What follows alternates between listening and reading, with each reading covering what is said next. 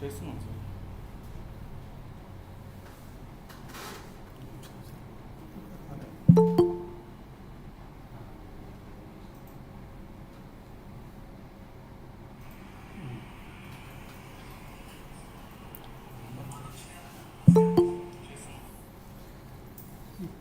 Sir మాట్లాడేటప్పుడు సార్ని పెద్దలు చేయండి. అతను సార్ ఇక్కడ వస్తుంది.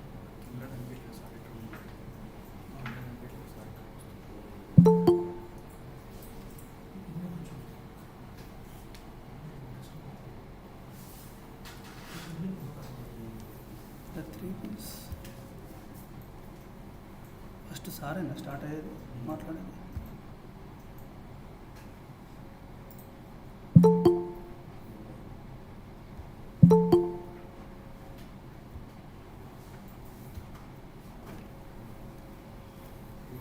సార్ ఫేస్ క్లియర్ కనిపిస్తుంది.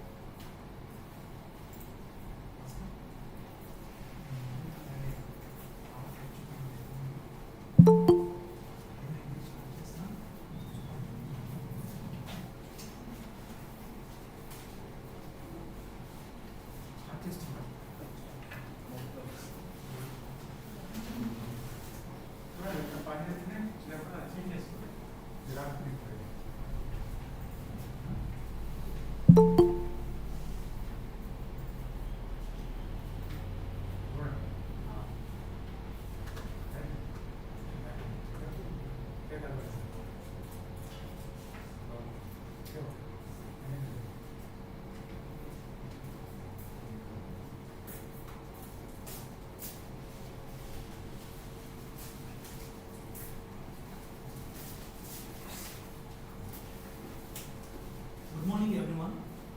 Warm welcome to today's Faculty Development. Mahesh sir, you are on mute maybe. Please unmute yourself, please.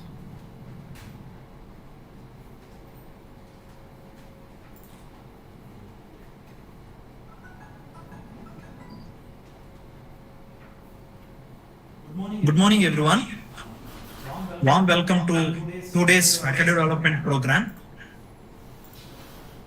on artificial intelligence and Internet of Things in electrical engineering applications. This is DRK Mahesh, Associate Professor in Malla Reddy College of Engineering.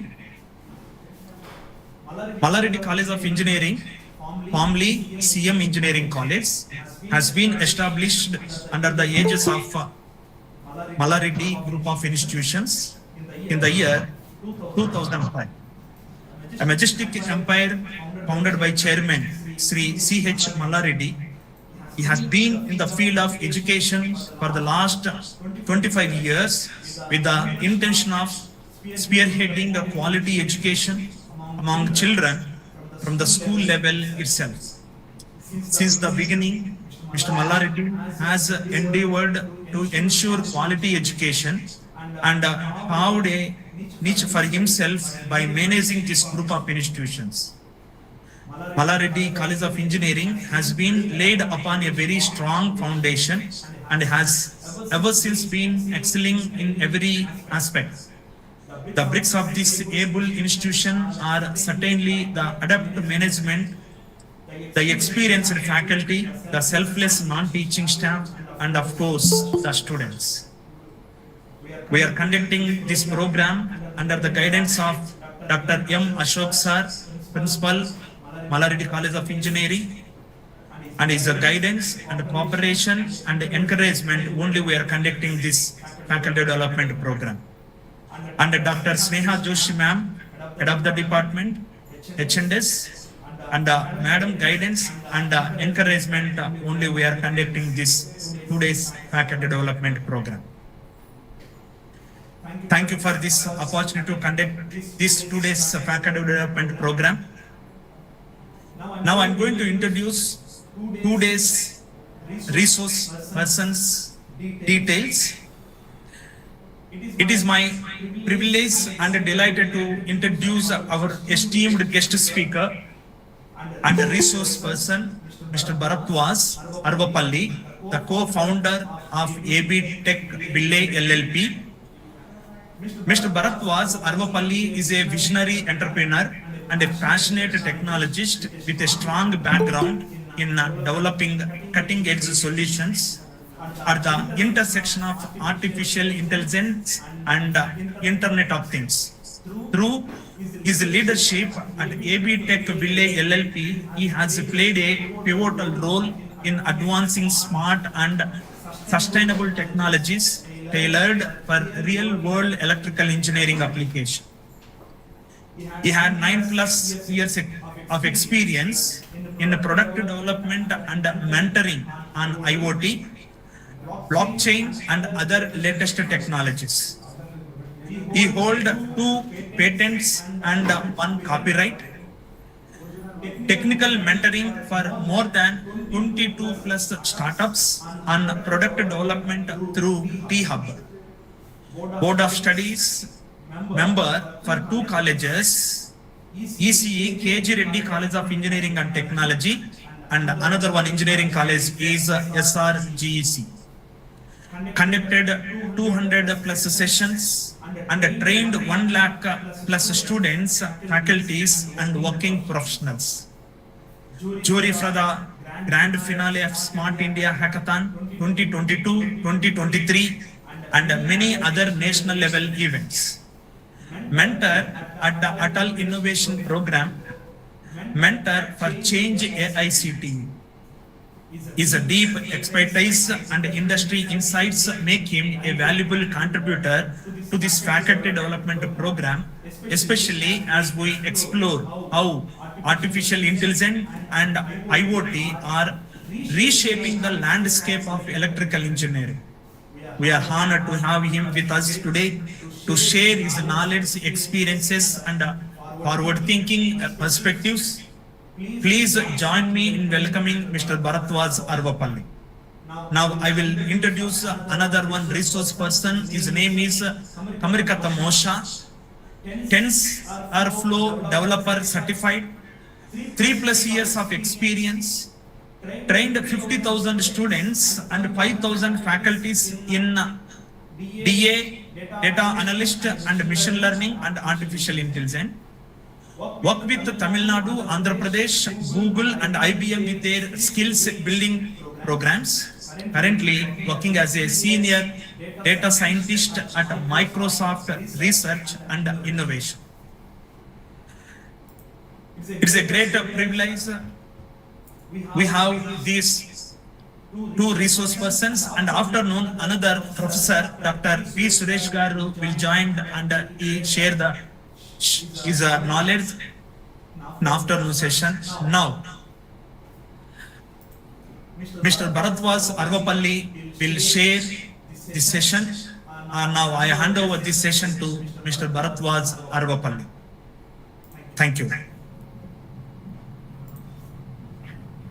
Thank you, sir, for the great introduction.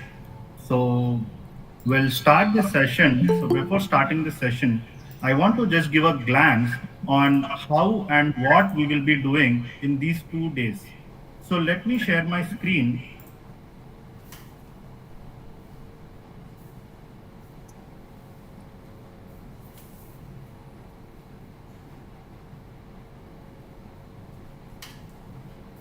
Just give me a minute, 1 minute, I'll just share the screen.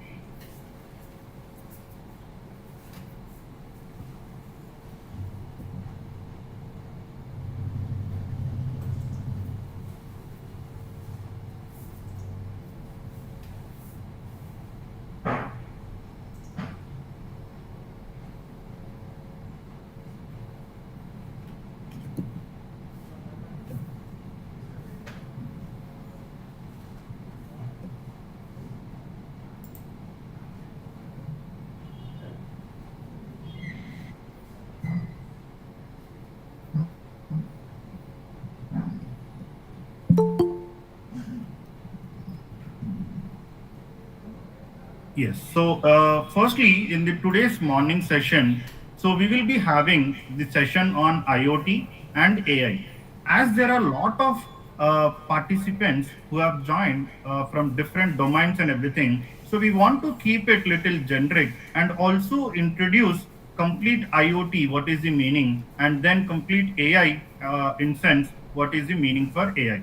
So we will also have few real-time examples and everything related to all the domains. And we will be concentrating then more on the electricals and related topics. Okay. So then we also have, yeah, I think afternoon session, Mr. Suresh sir will be taking care. It will be more on renewable energy and industrial automation and control, then electrical vehicles and energy management. So in that way, we will be having our afternoon session. Then tomorrow in the morning, we will be working completely on AI and IoT with electricals, right?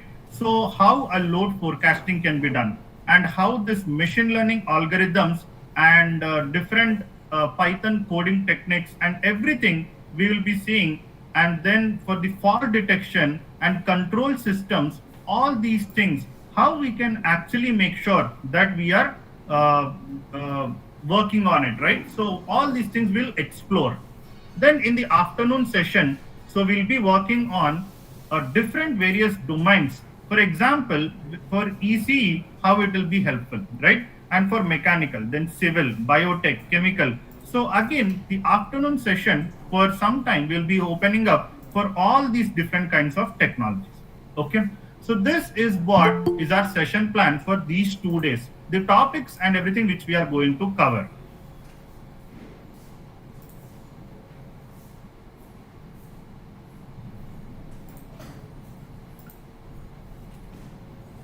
Yes.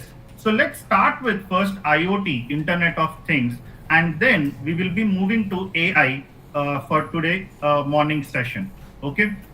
So let me start this session. Okay, give me a minute. I'll just share my screen again.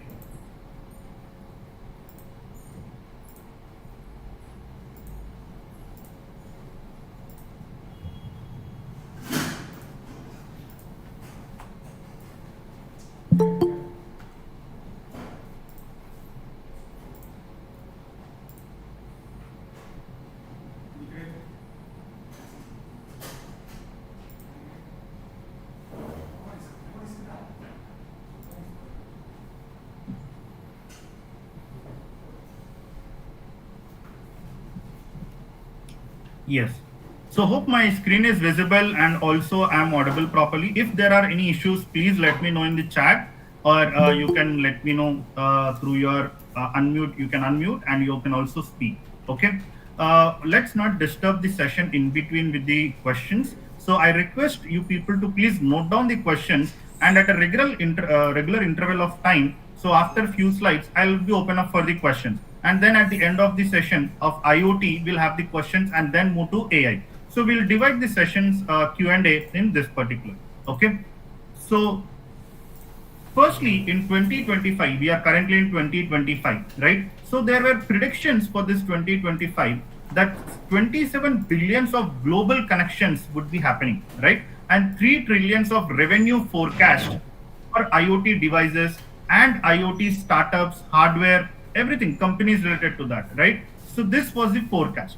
Then 2.2 billions of cellular IoT connections, right? So it's not only about your servers connection, cell phones connection, and all those things, but also smart digital things getting connected.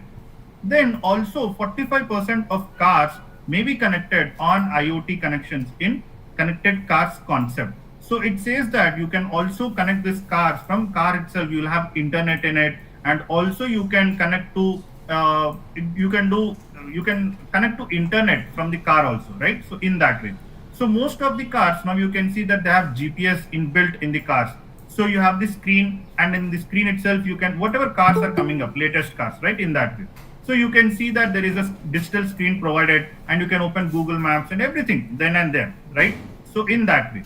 So next you have 2 zettabytes of data which is generated by IoT, right? And most of the consumer devices. So you can see that there is big numbers which are calculated, and we are almost near in all of these sectors and all of these predictions.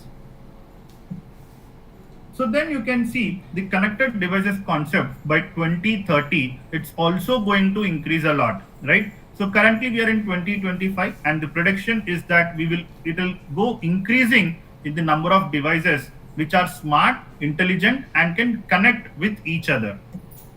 So by Vikasit Bharat 2047, our goal is to become developed nation. So IoT, AI, all these things play a major role in making sure that we are becoming as a developed nation. So we have seen few predictions of IoT, how it is currently and how it is going to there in the future. But let's start understanding little bit of history of IoT even. So if you see here, there is an electronic computer, right, which is named it as EOT. So which was back then very big in size, and also you can see that the transportation is also very difficult. They need a very big vehicles to transport it, and many people have to carry it. And after this much of efforts, that also runs very slowly, right? So it was start when people have thought this is not going to fly because there are a lot of constraints in running a computer. But now you can see that people carry computers in their pockets, right? So you can see that dual SIM cards and all those kinds of phones and everything are available now. So even a tab or a laptop, a phone, everything, right? It's started off from my computer itself, right? In that way.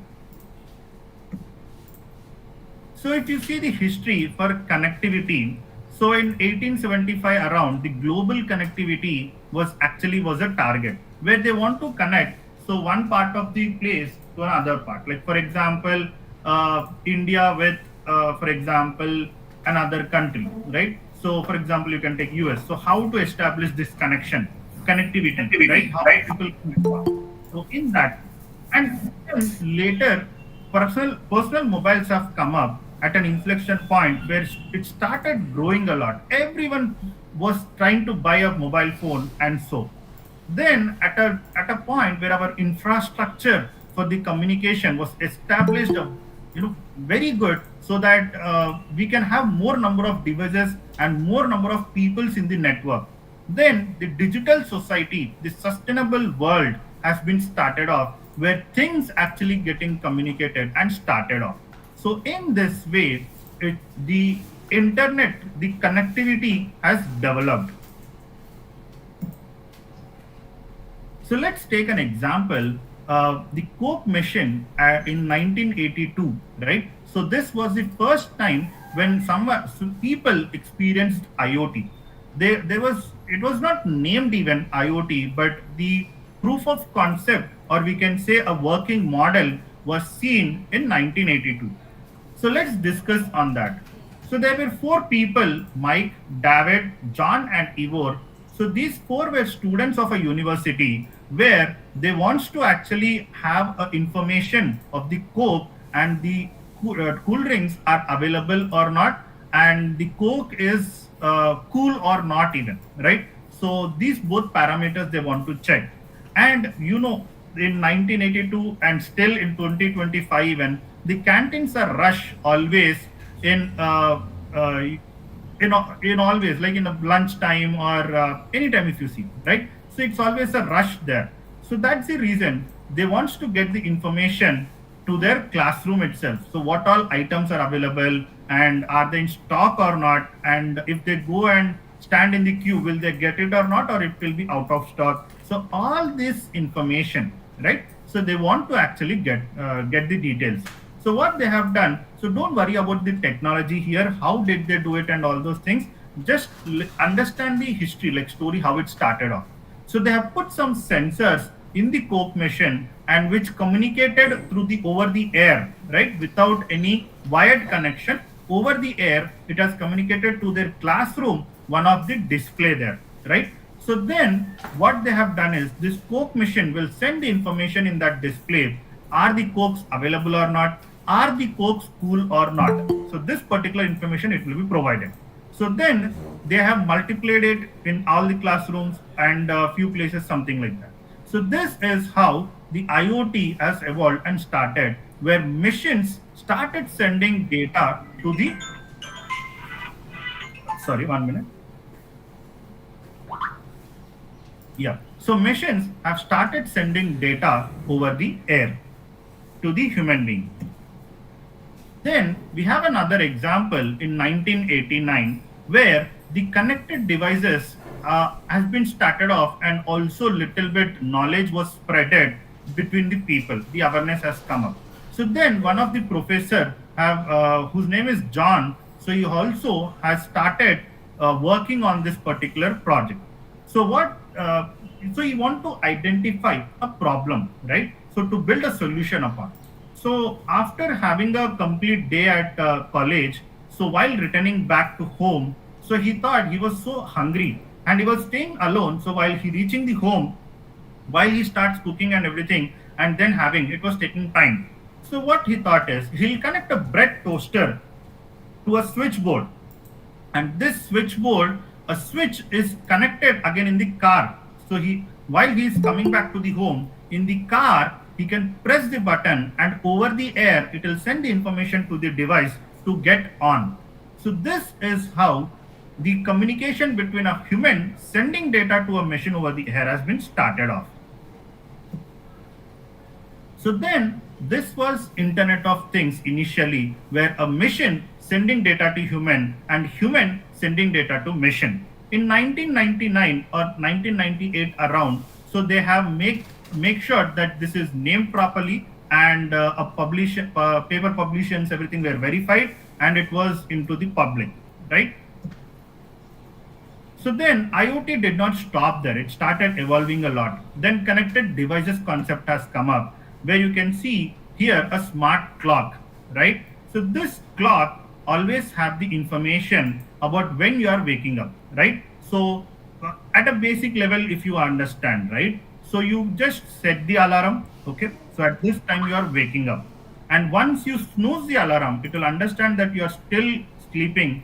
And after you wake up and when you off the alarm, so it will know that you have woke up finally, right? So then the next activity generally we do is freshen up ourselves, right? So the clock will send the information to a geyser saying that, hey, our owner has woke up, so make sure you are heating up the water, right? So the clock has sent the information to the geyser, and the geyser gets on, and while the time you are into the washroom, the water will be heated, right? It will be ready for you. And then it is connecting to a bread toaster, where next you have your breakfast. So the geyser will give the information to the bread toaster. The owner is ready, so he's coming to the kitchen. So make sure the breads and kitchen appliances, all the kitchen appliances are ready to use. Then after having the breakfast and everything, so we generally leave to offices, schools, colleges, like that. So that is the reason it will check our transportation system, how we are going, and then it will make sure the fuel conditions are proper and all the conditions are properly there in our personal vehicles. If you are going by a public transport, it will check your bus pass and details are up to date, it is not expired, and many things like that, right? So it will give the information accordingly to your phone if there is any issues or something like that. So here you can see that we are automating the process and eliminating the human in between wherever not necessary. So the clock is directly communicating to the geyser, geyser is communicating to the kitchen appliances then giving the information to the transportation system, and it is like a flow where a daily routine has been automated.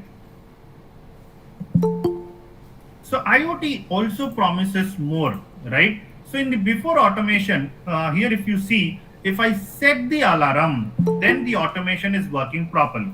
If I forget to set the alarm on a special day, if there is something, a change in the plan, then there will be a problematic, right? But IoT devices with AI or other technologies again combined, so it can actually provide more information and capture more data and give you more insights like analytics and everything.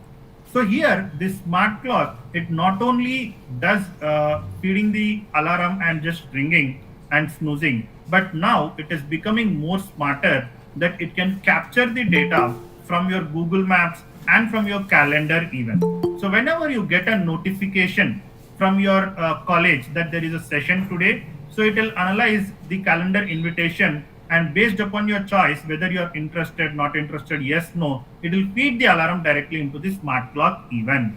And also if you have to travel somewhere, and make sure it will give you the complete travel guidance even, and it will make sure that while you are on the way, while you have to start and go on the way somewhere, so how much distance it is there, how much time it will take, and also on that day if there is any VIP going to travel on that day, so that the roads are blocked, or it's a holiday so that there is a free route for you to go. All this information has been captured properly, and then the smart clock will make sure that it will set the alarm on its own. So this is how, a good or bad, the devices are also making some decision making, right? So this is how the smart devices and everything are getting evolved. This is a basic example which I have given, but there are lots and lots of examples like this where devices are getting smarter and moving towards the decision making techniques. So a basic definition of IoT is which one I have to give. So after this slide, we will have few questions if anyone is having. Okay. So then connecting everyday things which are embedded with electronics, software, sensors to the internet, enabling them to collect and exchange data. So the basic definition, there are lots and lots of definitions from various people in textbooks and internet. But I have identified one which is more suitable as what I thought, and I'm putting up here, which covers all the points maybe. So connecting everyday things. So whatever you see around, right, everyday things. So all these are connected to the internet. So how we are doing it? By embedding some electronics into it and software into it and some sensors also attached, so that they're getting this capability for connecting to internet, and then they can send the data also and they can collect the data also, so that acting upon accordingly. So Kevin Ashton is the person who has termed this word Internet of Things. So before this, it was Internet for Things, and then changed to Internet of Things. So in the year 1999. So you can see the difference, Internet for Things, Internet of Things. So how demanding the word has been changed, so that it has its own speciality in it. So before going to the benefits, so if there are any questions, so you can please ask. So please put it in the chat so that I'll understand if there are any questions, so I can take it up.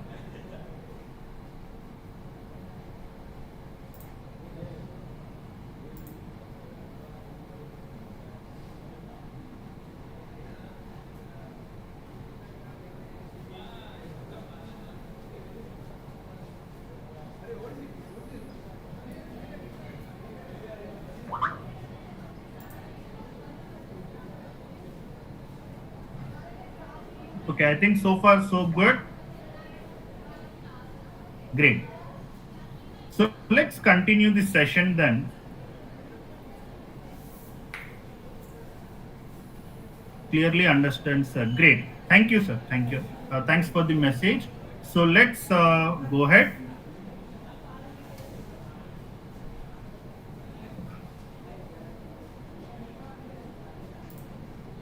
I'll share my screen. Give me a minute.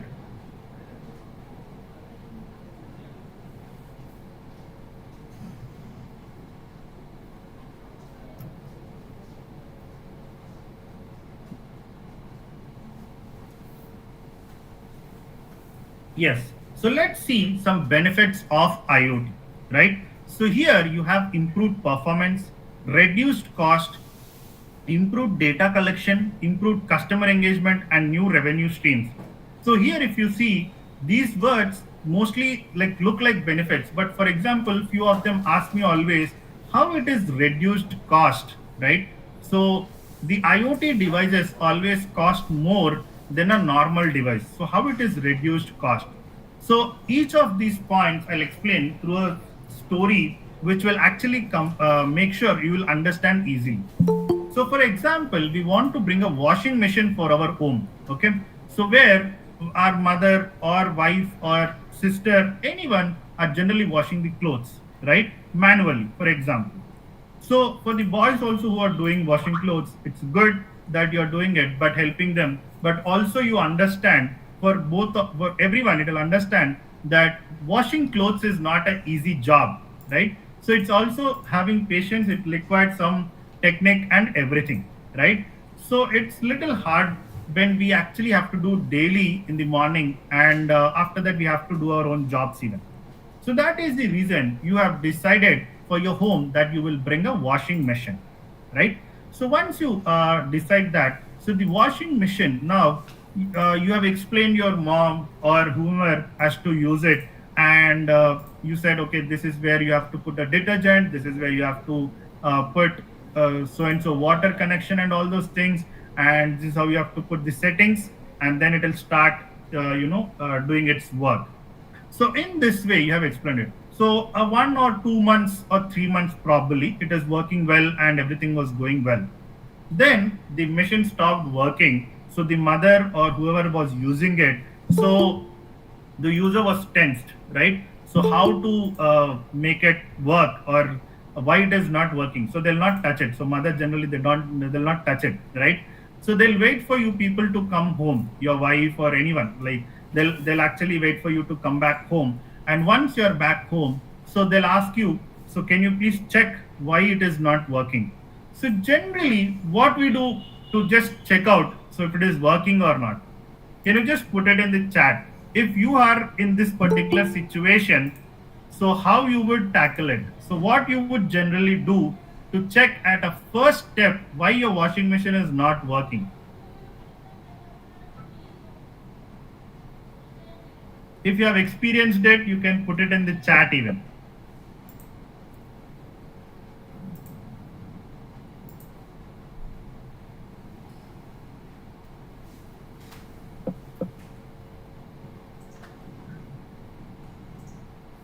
So I just want to keep it little interactive. So if you have any experience faced like this, you can just put it in your chat, or as a engineer faculty, or as a professor or known things, right? We actually explore all the time. So yes, I have experience. Great. So also how you have tackled it, if anyone can explain. If a washing machine is not working, it is stopped. So what we generally do, first step.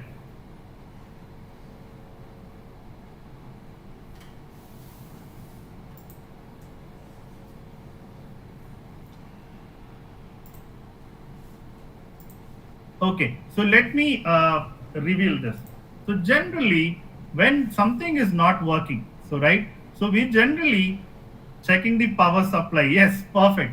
So actually, we generally first go and switch on and switch off the washing machine, right? So if it works, then it's good. So people believe that we are engineering background and everything, right? They are happy for that.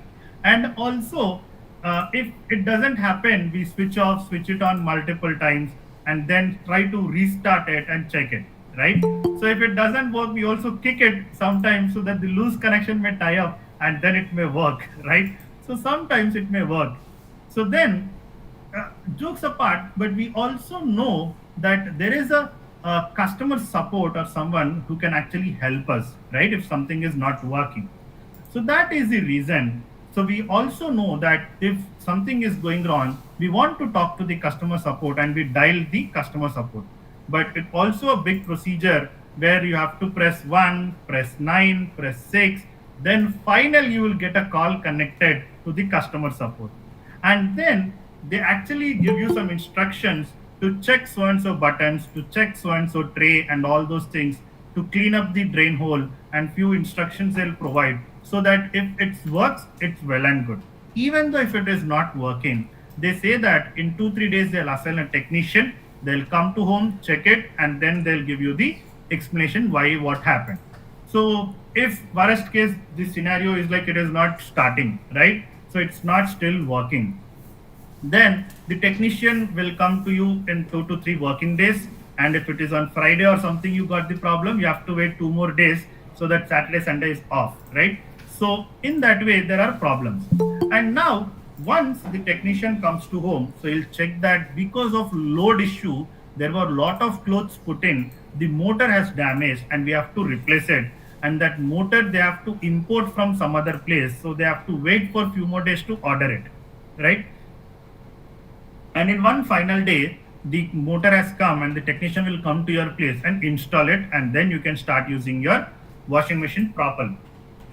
So here it was a gap of maybe 1-2 weeks that you cannot use your washing machine, and all these clothes have to be washed again manually. It's an again big pain, right? 2-3 months you were avoided that work, and again you have to do it manually. Again, it's a big challenge, right? So that is the reason. Now, instead of buying a normal washing machine, you brought an IoT enabled washing machine, right? So now IoT enabled washing machine, whenever you're using it, so it gives an immediate proper alerts, right? So where people will easily understand, okay, so there is a problem here, so that if I put more clothes, it is saying to remove some clothes, right? Put more jean pants or put more some anything like that. So clothes. So it is asking to remove few of them. So it will give you some indication. So if water is not proper, it will ask you put a filter in it. Or if the detergent quality is not good, or detergent is less in quantity, it will ask you to put little more. So it will suggest you in all the aspects and make sure it is working properly, right? So this is how your improved performance is coming into the picture, right? And also reduced cost, because in a life cycle of a normal device if you take and an IoT enabled device if you take, the complete product life cycle will have complete procuring and maintaining and again selling it back, all those things, right? If you see, the value is actually more for the IoT devices and it gives you more benefit than a normal device, right? And then improved data collection. So here in the scenario 1 with the normal washing machine, you have to go through a process where you have to check with the technician, then they will come to you, and calling them is also difficult. All these issues were there.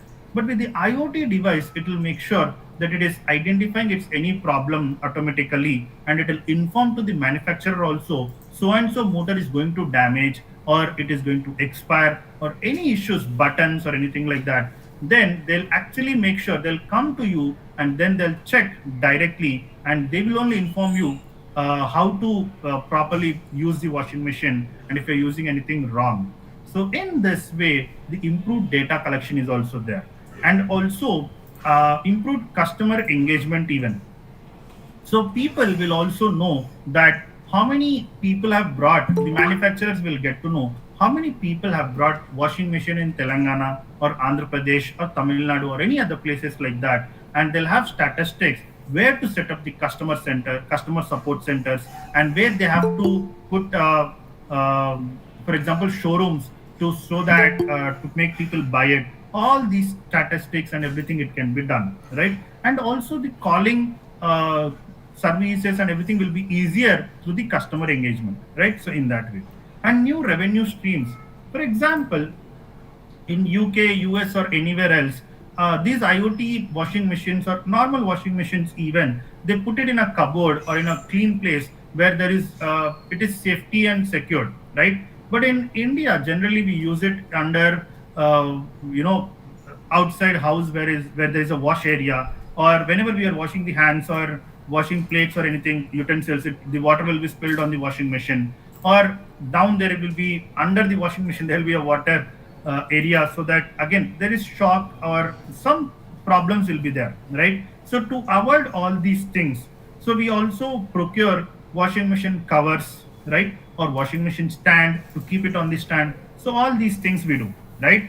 So now when you procure a washing machine, the information is also sent to a cover seller, washing machine cover seller, or a washing machine stand seller, that they'll come to your home and then they'll sell it to you whatever is required, right? So in this way, a new revenue streams and everything are also generated, right? So these are the main benefits of IoT, and there are lots and lots of benefits from IoT. So there are a lot of scenarios where we can see a smart home, smart health, cities, retail, and many other things like that. So I want to just show you a small video on smart home. Okay. So let's play the video.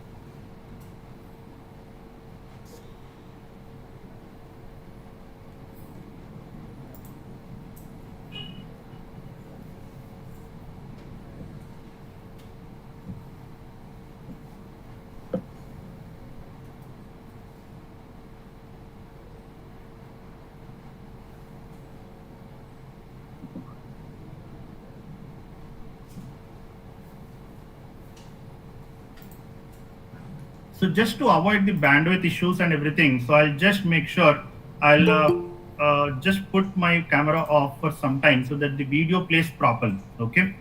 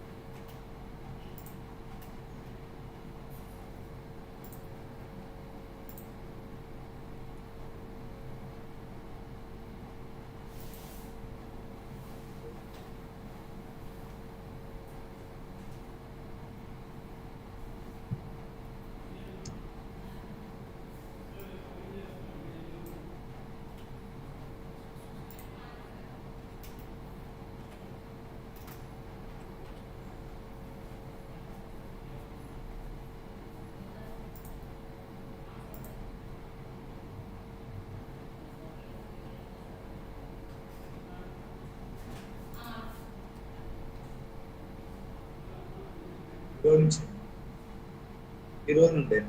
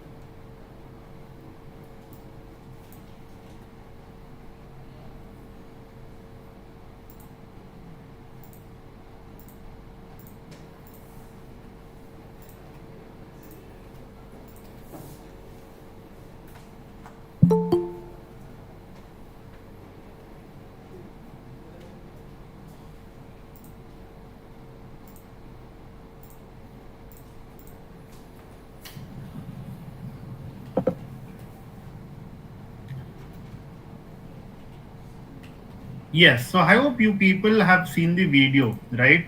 So I'll also share this in the group so that you can also go through it again and also give this examples and product developments which you have seen to your students even, and they can also experience it and develop it as their projects. So the smart signboard, if you have seen, so it did not find the people directly, but it makes sure that it is giving an alert for the first time, and if the people doesn't listen, right, then it will put a challan. And also the smart refrigerator, where it is saying if you want to plan burrito for the dinner, so are the ingredients available or not? So in this way, it is giving lot of information, right? So let me share another video even. So this is related to retail.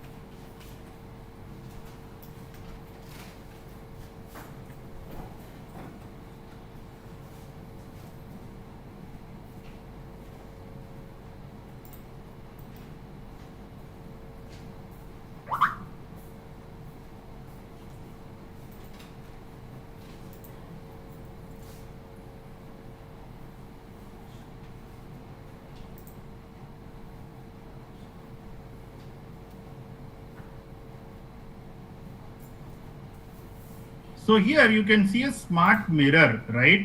So in the smart mirror, she is not having any sensors or anything with her, but the dress is exactly shown on her. And also she can use the gestures, and also she can use the voice commands and everything to talk to the machine. Okay, so this is what is the video. So please have a look at it.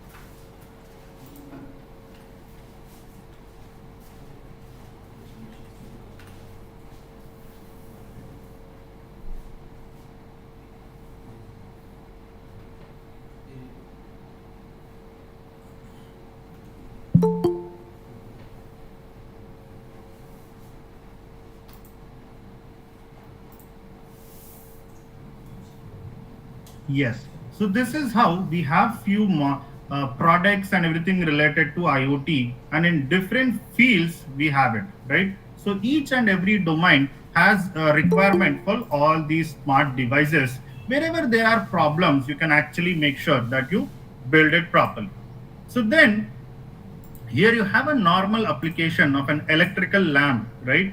A normal lamp which is just on and offing through a button, right? You can also make it into IoT, a lamp, where it will actually increase and decrease the brightness from your phone. It will also detect if people are there on the table, then only it will get on. And also based on the natural light, so it will also on and off accordingly. And the windows, you can see that there are different seasons and everything, sun and night, spring. Accordingly, it will also decide how much dim brightness and everything it has to make sure, right? So lot and lots of features can be added to your normal lamp, convert into your IoT lamp. So then there is also a automation in your pill box. This is a smart pill box where you can actually keep medicines in it, and it gives you alarm when it actually you have set the alarm. But also if you make an IoT device, it will also give you notifications how many pills are left out, if there is any pills which are expired to throw it. And there is a family pill box also where it will say who has to take the tablets at what time, and everything around the pills consumption and everything, it will take care and give you the information. So there is also a mechanical truck which is used, and if you want to make it into IoT, then you can have sensors around GPS tracking, tire pressure monitoring, load detection, fuel monitoring, and driver detection. Is the driver sleeping? Is the driver eating? Is driver distracted? Anything like that, right? All the information we can have in the truck, capturing and then send it to online. If there are any transportation business people, for them you can also provide a dashboard having all their trucks in one dashboard at a go even, right? So this is all we can do. So we have seen little smart home, how energy consumption and everything happens, and how we can optimize it in your homes even. So the power is like again main thing for your home. So how to optimally use it, right? If you have solar panels, when to use your solar panel power and when to use your normal power which you're getting from outside, like normally your power lines. And then if you have a wind source of energy or any other sources, when and how to charge your batteries, and everything is actually taken care by your smart home conservations. Okay, so then you have retail even. So in the retail also there is lots and lots of places where there are problems, and from billing to product inquiries and stock management, everywhere we can have the IoT devices. Healthcare is also a main functional place where you require the complete automation about the patient records, ambulance information, and everything like that can be automated. So you can see lots and lots of traffic violations, everything happening, and traffic is actually going worst in the metropolitan cities. So that's the reason we can also put some sensors, surveillance, and everything like that, and make sure that we are actually making sure the traffic is also working properly. So yeah, there are lots and lots of IoT statistics which provide saying that manufacturing and industrial are using lot and lot of IoT devices for maintenance and also for optimal operations in industries and manufacturing. Then the second highest is transportation and mobility, which continues to be at second place, and where the IoT and everything is coming up. The third is the energy, where solar energy or maybe any power consumption, fall detection, all these things comes under energy. Then retail, cities, healthcare, supply chain, agriculture, buildings, others, many things are there falling up. So in top trending solutions of IoT, if you see the operations management, inventory management, customer analytics, all these are important, and then we are going to it. Then if you see IoT with other technologies, IoT with AI, you can see the live example of Alexa, where the hardware makes sure that it listens to you, understands, send the text to the AI models, and then get the output and then speaks out to you. So any information it can be provided, right? So in that way. Then you have LoRa, where it is long range concept, where the internet has a limitation for reaching Wi-Fi, maybe has a limitation to reach for larger distances. And if you use the SIM cards, then again it's a big load on the power supply or anything like that. So that's why there is a LoRa concept which is released. So IoT with LoRa, again, it's a very good concept for agriculture case study, or wherever you want, you can deploy it for the longer distance communication, and then the gateway can upload the data to the cloud.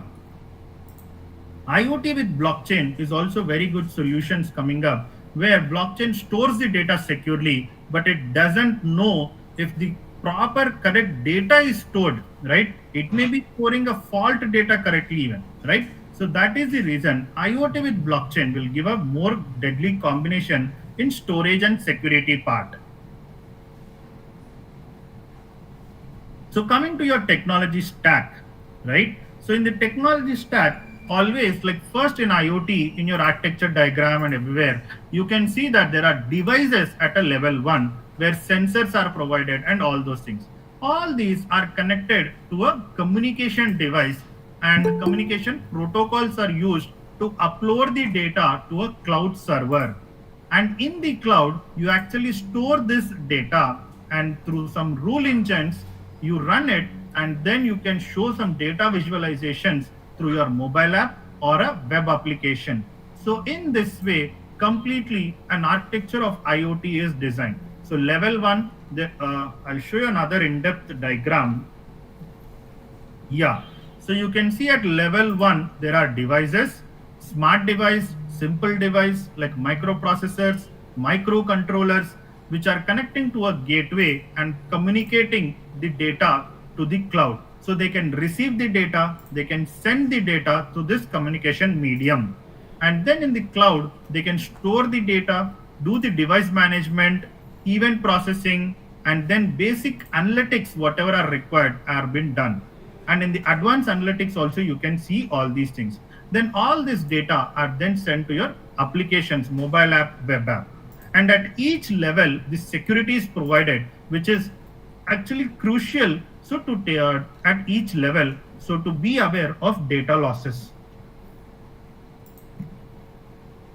So if you see the technology stack, where the hardware is communicating to the software, and then the software of the device communication medium, and then the communication medium to the platform, cloud platform, and from cloud platform, it will go to the dynamic applications of mobile app or web app. And to and fro, the data can be communicated from any level to any level. So there are many companies which are working on IoT and related to IoT. Maybe it is hardware, only communication, only protocols, only cloud platforms, data analytics tools, data visualizations tools, or anything like that. So there are lots of prototyping hardware which are available to start off with IoT. You have Arduino Uno, Raspberry Pi, and many other boards to start it off. ESP8266 is actually widely used now because it has microcontroller, easy to use it, and also have Wi-Fi module inbuilt in it. Then you have lots of softwares also where you can start off your your IoT journey to learn and it. So also you have Tinkercad. So in Tinkercad you have circuits. So once you go in, you can go to Tinker and circuits. So where you can also develop completely a circuit and then test it and trial it even. So if you go to circuit diagrams and you can design electronics, you can do programming easily, you can simulate different hardware and everything. So it can be power simulation and all those things, many are there available, right? You can build different kinds of circuits and then you can start exploring all these things. So many projects, live projects are also available. So you people can please go through it. So instead of buying the hardware in the initial stage, you can just make sure you actually work on this. you generate good code and everything, and then you can actually use it in the real hardware. So it will save your hardware cost and everything even, and you also have a prototype which is working and ready, right? So this is how you can develop everything from one at a go. Yes. So with this, I'll also stop here on IoT introduction and everything. So whatever has to be discussed, basics and all those things, I hope I have covered it. So I have, if there are any doubts, I'll clarify it, and then we will start with AI. So Moses is here to take up the AI session. Okay. So before handovering it to Moses, so I request faculties, if you have any doubts, you can please put it in the chat or unmute yourself, and you can also ask.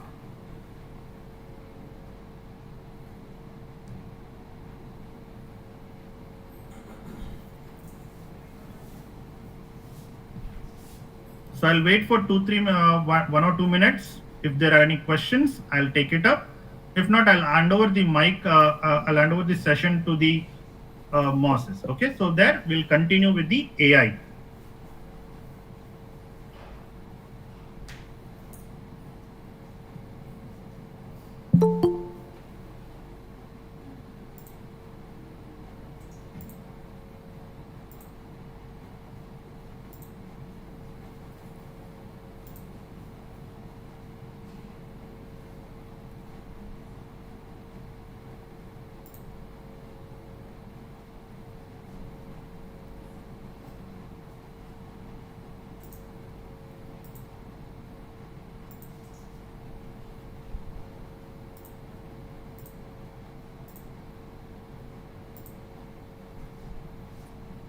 Okay, great. So if there are no questions, so let's continue this session.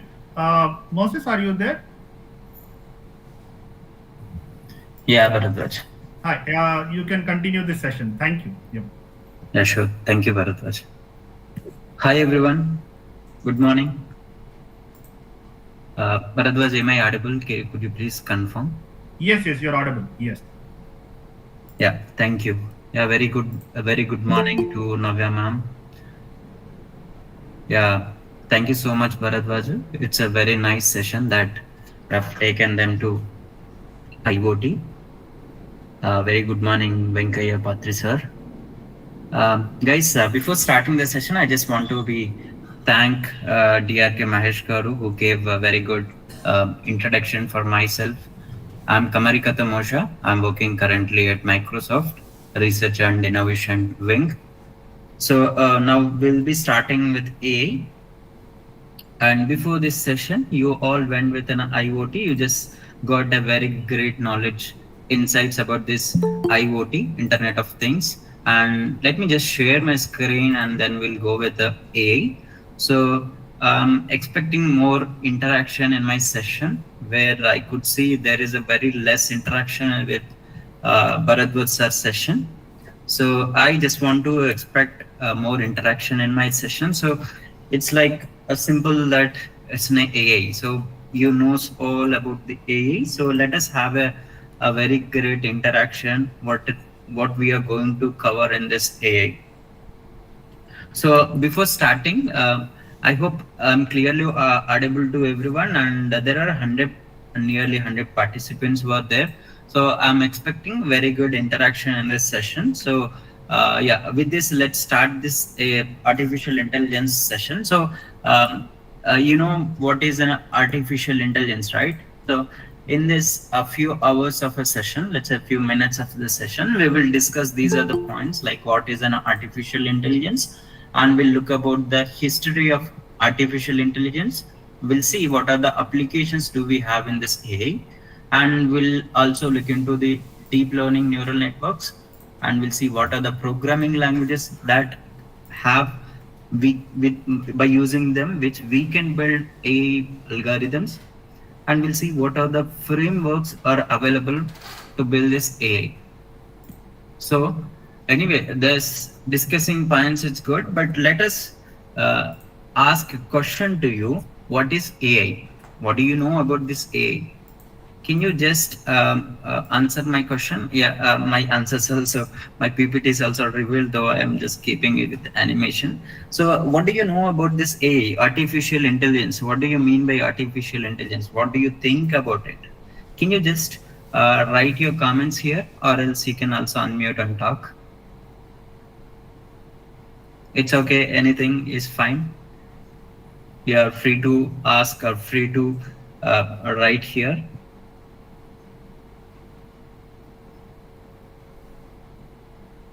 Okay, great. Silence might be. It's a software. Priyanka Nageshwar Rao. Yeah. Is it in a software? Okay, we'll discuss about it. And others?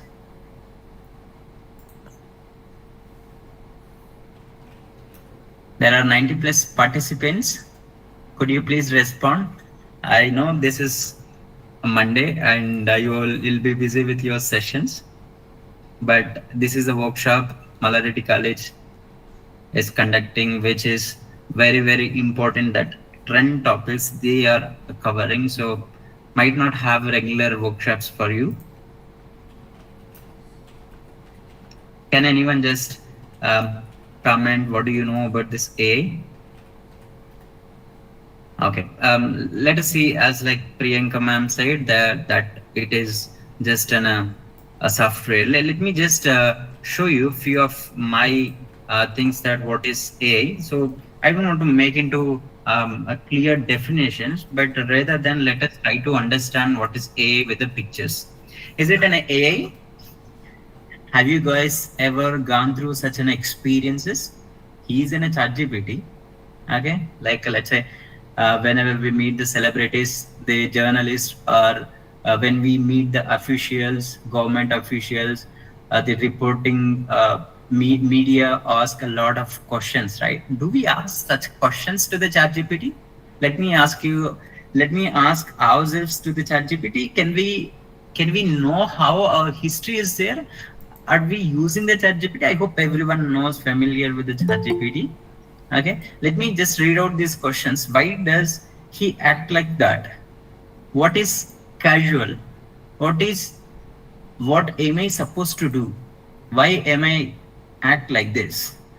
Do you think he like me? What did you think about him? You know, like we always trigger to the ChatGPT and keep asking the questions. This is what I am in the AI era, and of course I could say this is what the AI mean to be. And of course your the faculties that you always suggest your students, okay, you have to build up the core concepts, you have to build up the programmings, you have to understand from the academic, you have to understand from the textbook. Avoid this ChatGPT which can give everything in an easy way. So let me just know this. The student used to say, like, ma'am said no AI, only brain. Also ma'am, ChatGPT generated question and answers. Have you come up this scenario? Have you anytime you say like to your students, don't use the ChatGPT, but you use the ChatGPT for your teaching? You use the ChatGPT for making the material. You use the ChatGPT for addressing any questions. Have you any time experienced it? Yeah, Sanvi Navya ma'am say, like, it's on a smart machines, of course. Smart machines also included in the artificial intelligence. We'll detailedly discuss about it, but let us just try to know about it. Bhaskar answer is about making computers smart like humans, enabling them to learn, reason, solve problems, and understand things. Exactly how human behaves, what he's mentioning. Okay, so anyone got through such an experiences that you say that don't use the ChatGPT for your learning, like you guided to the students, but you especially use the ChatGPT to take the sessions, might be to guide the students. Might be you are not familiar with the ChatGPT in these faculties, especially who joined in today's session, might not be using greatly with the ChatGPT or any LLMs. but most of them are this. Most of them are like this. This is the highest percentage of the people who are always depending on the ChatGPT. Okay, so when we are know that ChatGPT is doing our job, this is how we feel. Let's say someone just gave me an assignment, or my principal gave me to do a presentation on electricals or any specific subject. I just gave the prompt to the ChatGPT and it does my job. When I realize ChatGPT can do my job, and I feel very happy. Hey, it's done my PPTs. I'm happy. I can just take up and do this presentation. At the same time, when you think in a longer term, when you think about your job, when I realize ChatGPT can do my job, when you think that, hey, it's doing my job, whether my job can be existed, whether am I going to be needed to this college? Am I exactly needed to at this position? Is this question that are you experienced in your career? Of course, you might be listening that ChatGPT or might not ChatGPT, but AI is going to take all our jobs soon. Completely AI, teaching AI, developing AI, driving AI, lot of things AI is going to be blah blah blah. This is you might be listening. So what is exactly AI? How it is going to do? Why this ChatGPT is? This is the scenarios. This is the situations that we are in this current generation at this specific time period. Now, I hope by seeing this, as few of you mentioned, ChatGPT AI, it's like a software. Of course, software is included with AI. Someone said it's a smart computer, smart job, how human is doing. Yes, of course, as humans, it does. So it's just a machine that will do as a smart machine. Of course, it will do the smart works through the machines. Now let us try to understand what is actually AI in technically. Okay, this is let us try to understand in a deeper way to understand this AI. So artificial, which means which is created by with something that which is not an existed. Okay, we humans created. That's what an artificial. Intelligence are two types. Okay, humans only will have the intelligence. Animals never have the intelligence, right?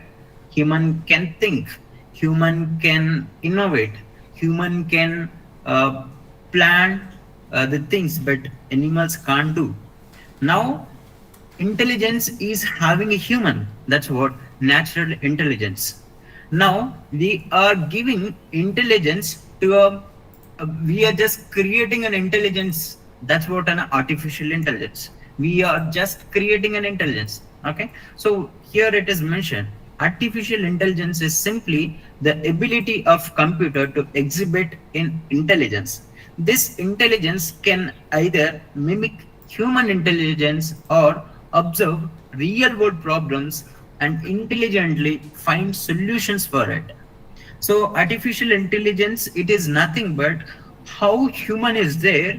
Same way we are building a machine to mimic exactly like a human, to behave exactly like a human. That's what an artificial intelligence. How it can behave, the human functionality, the human body will be function by the brain. Okay, brain will direct what the body has to do.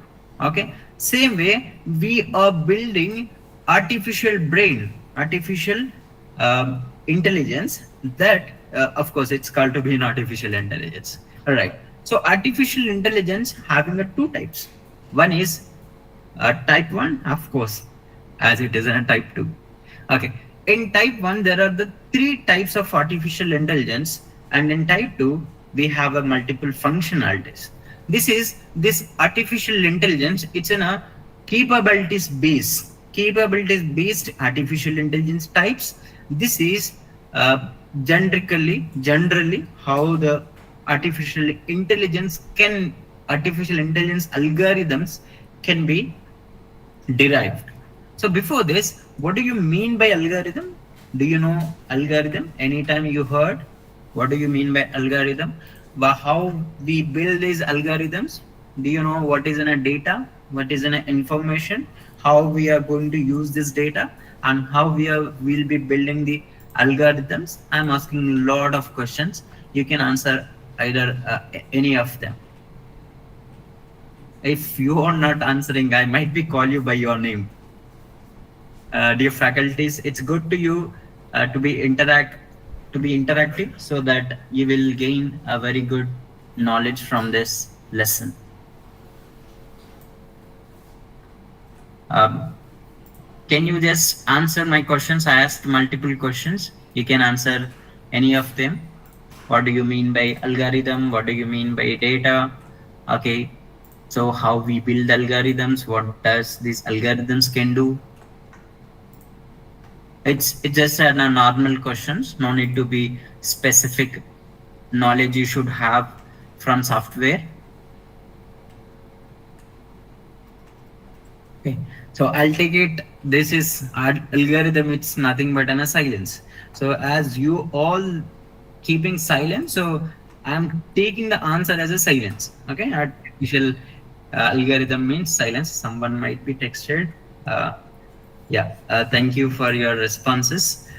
Bhaskaram, algorithm is a step-by-step of instructions for solving a problem. Very good, sir. Sanvi Navya ma'am, a set of instructions to solve a problem, to perform or performing a specific task.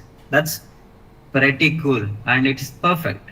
So as Bhaskar sir and Navya ma'am mentioned, algorithm, it's nothing but a step-by-step process that we are giving some of the instructions to machine. That machine will work, machine will do our job.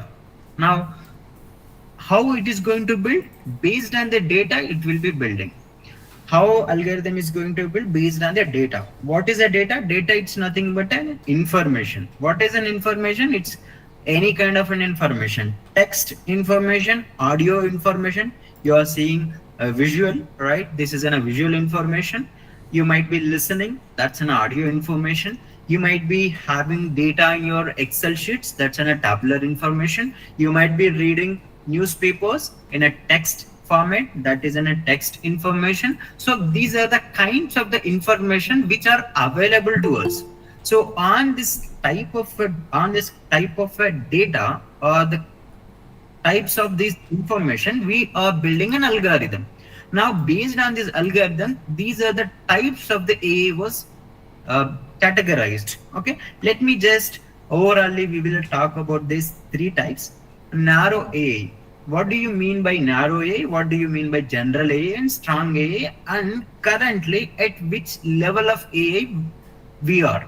Okay, narrow AA means, let's say we are building an AA. The AA is doing our job as like a human, but human intervention is mandatory when narrow AA is working. Okay, let's say you have a tabular data, or you might be having a set of images data. Based on that, you just built an algorithm, as Bhaskar sir and Navya madam mentioned, to solve a specific problem, or with the step of the procedure, step by step, which we have gave a machine to train, and this is going to work and predict the future or prediction. We give some inputs and it predicts based on the patterns which is learned. Okay, now while it is predicting the based on the, whenever we give the inputs, there must be a human intervention is needed. Okay, human is needed. So that's what a narrow AA.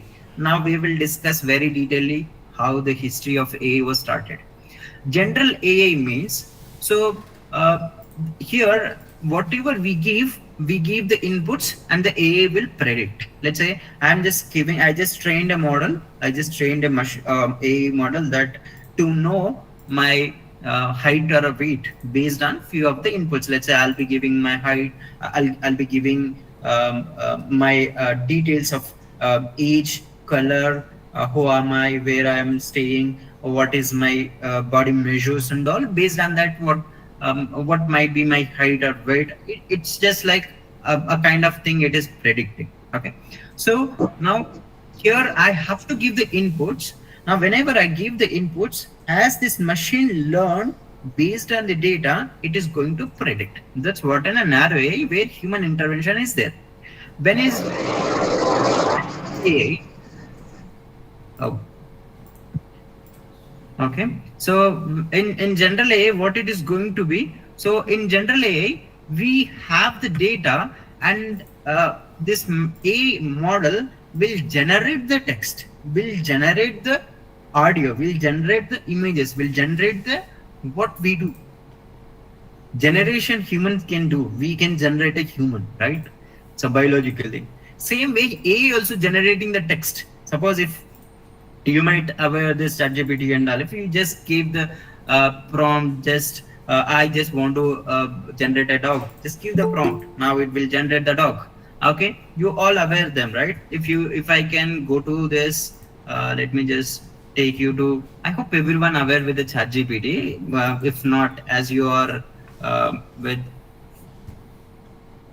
electrical on the different backgrounds, I'm just showing you, you might be aware. So this is the ChatGPT we all regularly use. If let's say, can you generate a dog?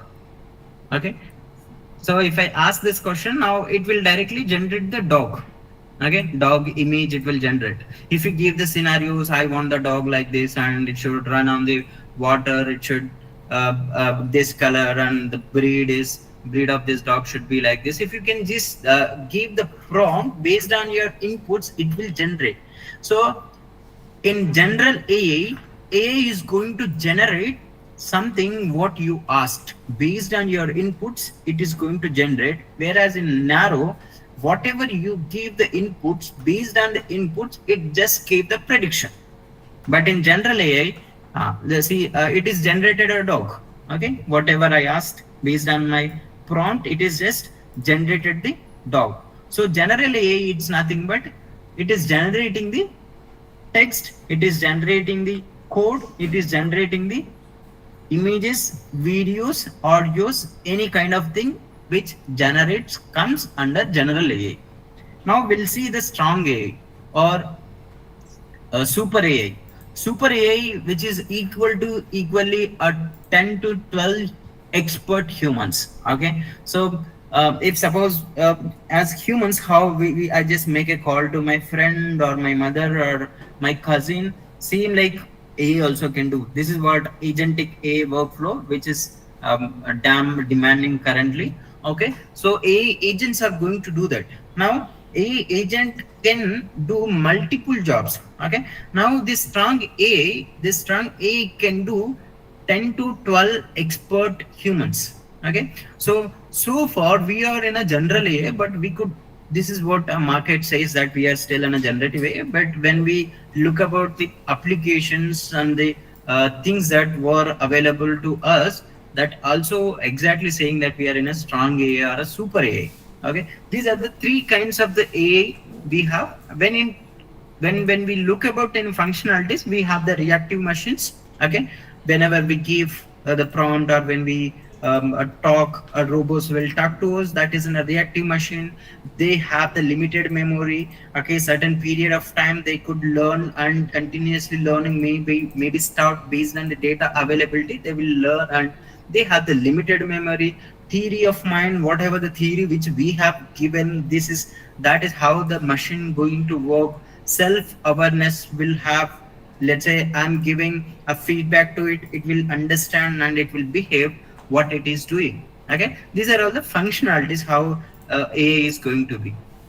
Now let's just do look about this history of AI, how it is going to start, how it started.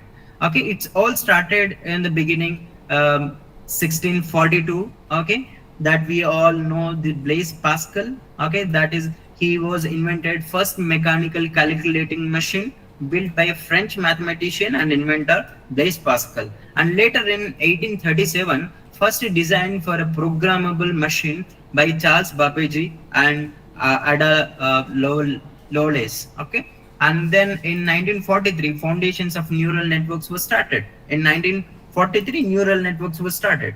Okay, in 1950, Alan Turing introduced the Turing test as a way of testing a machine's intelligence. Okay, Alan Turing still we are using in the industry. This was introduced in 1950.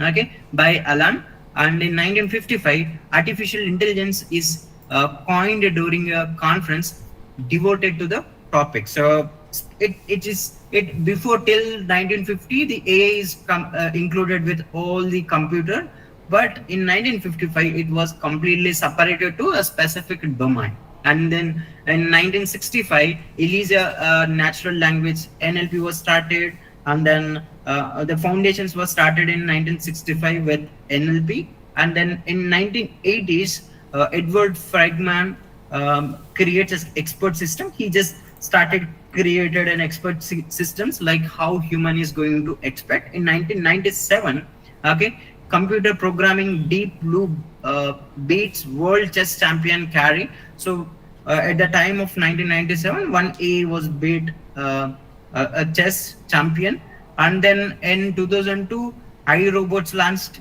and in 2009 Google builds the first self-driving car to handle urban conditions. The self-driving car came in 2009, and in 2011 IBM built few of the Watson Studio, which have all the applications which we can make a lot of automations. 2011 to 14, personal assistants like Siri, Google Now, Google Assistant, Cortana use speech recognition to answer questions, and assistants were built. In 2014, Ian Godfellow comes up with a generative adversarial neural networks. This is a GANs. GANs one of the topic in the AI that was started in 2014. In 16, AlphaGo beats professional Go player Lee Seed 4-1. So in 2016, this is the deep learning. It came a formation to the deep learning with the neural networks, and transfer learning also started in 2016.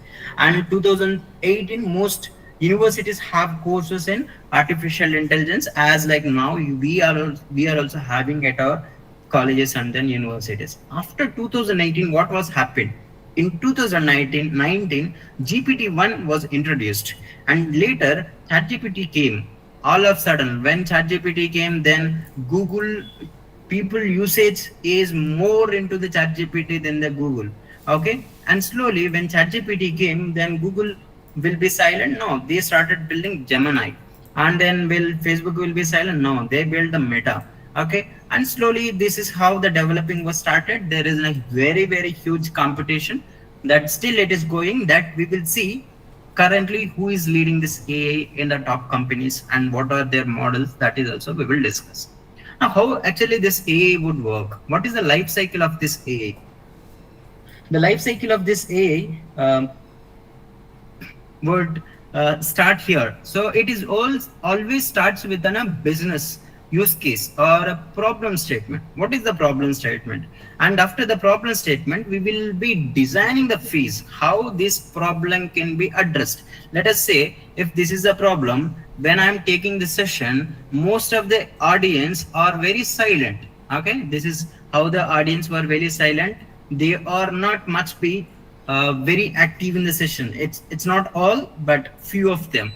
Okay, if suppose this is the problem, then I want to address this problem with an AI. Now you have to take the problem. That's what firstly we have to understand the problem, business problem. Okay, now once you have understood the business problem, next designing phase, how you are going to solve this problem.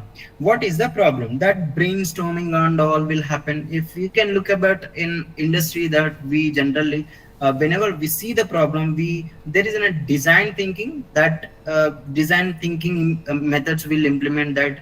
We try to look out the empathy, sympathy, and then prototype. Okay, so all this brainstorming will look about it. So we will collect with a lot of ideas. Okay, how this can solve this to the society, how it can impact it to the society, and then business, how it can bring a profit to us, how we can make this product live and make our brand more effective and reach to the unreached.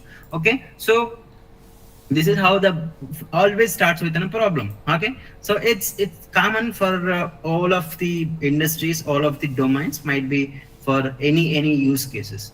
So it is always starts with a problem, then you'll take in a use case and then you'll design it, and then you'll start training and testing.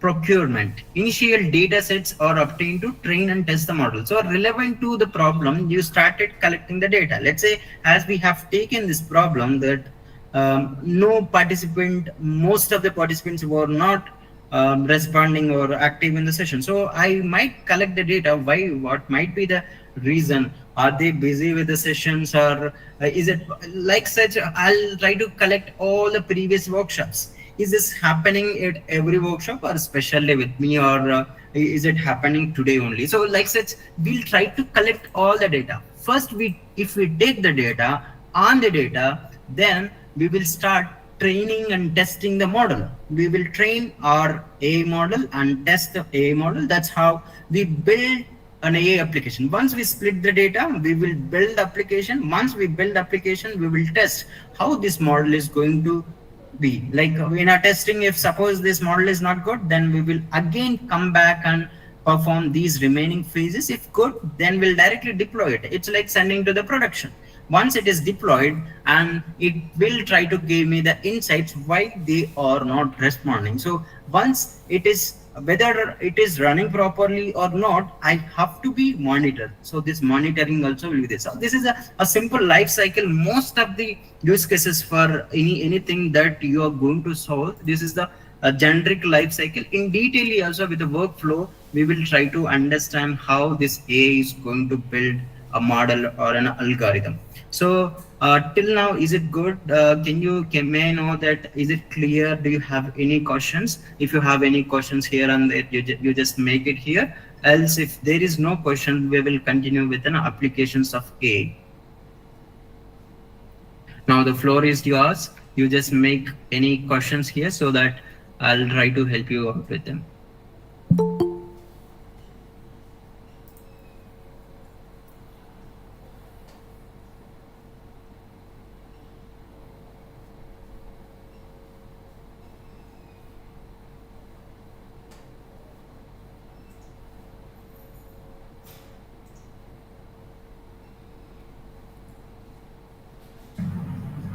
Good morning, sir. Yeah, very good morning, sir. Sir, can you say some of the practical example in mechanical engineering is a practical approach to AI? Yeah, sure, sir. Definitely. With specific to mechanical engineering, we'll discuss. Before that, we'll have an applications. We'll discuss about the applications for a mechanical also. Until now, whatever I taught on that, do you have any questions? Okay. Yeah.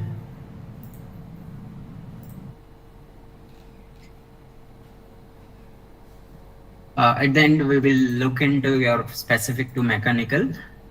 So far now, whatever I taught, is it clear to everyone? If there is no questions, you could also comment here that understood, clear.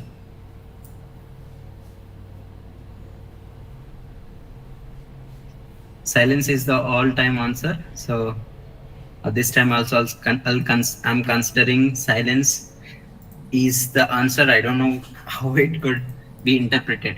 Okay, let's see AI applications. Okay, what are the applications we could see in the industry, major industries I mentioned here? AI applications in e-commerce and in education and the remaining things. Thank you, Navya ma'am. What is LLM? Priyanka ma'am, very good question. LLM means large language model. Okay, whenever we build the algorithm, we build it based on the data. Okay, when we have a huge data and when we build a huge models, that's what an LLM. Simple to understand. Now ChatGPT is one of the LLM.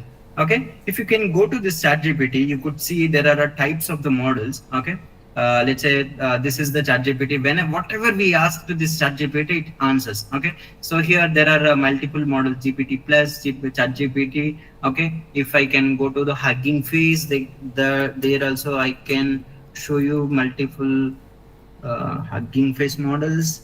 Okay, there are multiple. It's not just it's Amazon. Let me just go to this models. Okay, these are all lot of models are available. So what is, these are all, of course, all are LLMs. Okay, let's say text generation. What these models can do, it will only generate the text. If I ask any question, let's say he asked Praveen sir, I guess he asked me a question, mechanical engineering use cases in A. If I ask this, so it is giving some answers relevant to this mechanical engineering. Now, how this ChatGPT knows about this mechanical? Okay, mechanical knowledge. How does it know? Now, this ChatGPT might learn on the mechanical engineering data sets. So, like such, if I ask in a chemical, or if I ask any quantum computing, any question you are asking, it gives. Let's say, who is the prime minister? Now if I ask, that is also it is answering, which means it has learned a lot of huge data. Okay, that is what large language models, these on huge data, to learn that we are building a lot of models. You could see that models, let's say here 480b, which means 480 billions of models were there on this specific model. Here, let's say 480 billions of models, 40 billions of models, 2500 billions of the models, okay, 235 billions of the models. Like such, there are billions of models were built. If you can combine all of them, all of these models, and make a strong model, that's what an LLM, in an easy way to understand it. If you want in a detail and technically, that we will look into when we jump into this LLM. Okay, and let me just see if any other questions are also there. Sir, any major applications like ChatGPT? Yeah, there are a lot of applications, not just in ChatGPT. You can just go with an Gemini. Okay, Gemini also there. Okay, this is from Google. Whatever you know, big companies. Let's say you know Microsoft build the Copilot. Okay, Copilot also there. So you just go through here, this Copilot also, it's like a ChatGPT. You just ask the questions. You know, Elon Musk, right? He built the Grok. Okay, you can just go to here. Grok also will answer these questions, and you might be heard the DeepSeek, which China built, right? DeepSeek also available. You just go to here and you can access this DeepSeek, which is so much faster than with the ChatGPT. Now ChatGPT also, you just log in with the Google. Okay, so Grok also available. So you just ask such questions, anything that is you are in a requirement. Okay.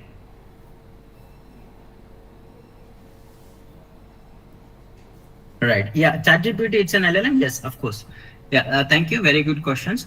Now let's see the applications of this AI. Let's see the applications of this AI. What are the applications do we have? We could see a lot of applications in e-commerce, education, lifestyle, human resource, healthcare. Okay.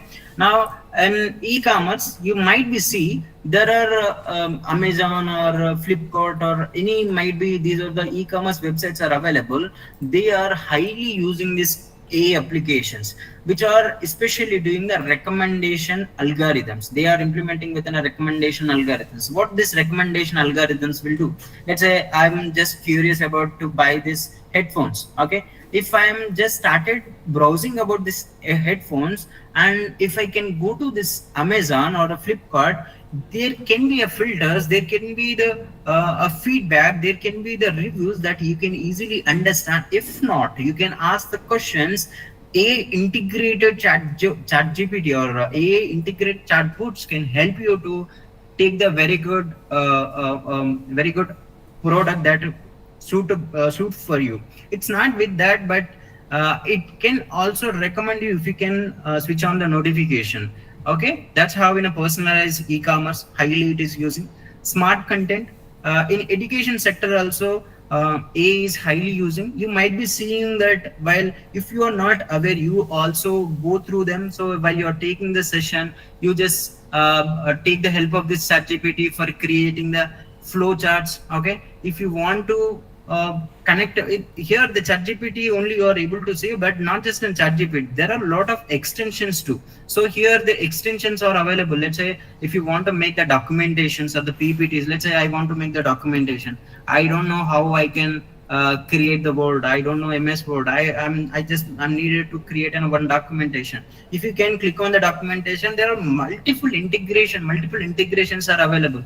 Okay, technical documentation, Write Pro available, Unreal Engine available, Context MCP available, clinical documentation you want, or okay, let's say you all most of them are PhD guys also there while you are doing PhD papers, right? Let me just look about the PhD papers relevant things, anything is available.